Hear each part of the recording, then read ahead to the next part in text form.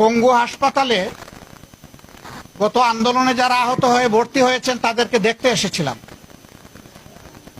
আসলে আমরা সবাইকে দেখতে পারিনি। সবাইকে দেখতে গেলে এখানকার চিকিৎসা ব্যবস্থায় ব্যাঘাত সৃষ্টি হবে, এই চিন্তা করে আমরা অল্প সংখ্যক আহত ভাইদেরকে দেখে এখানে বের হয়ে এসেছি। ঠিক আমার পাশে আপনারা একজনকে দেখতে পাচ্ছেন, তার হাড় দুটোই ভেঙে গেছে বুলেটের আঘাতে, মাংসগুলা থেতিয়ে গেছে। কত সময় লাগবে ভালো হতে আল্লাহই ভালো জানে।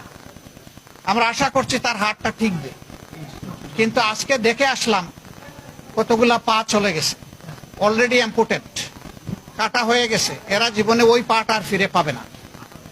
তাও তারা একটা পা নিয়ে দুটা হাত নিয়ে হয়তো আল্লাহ চাইলে ইনশাল্লাহ বাঁচবে।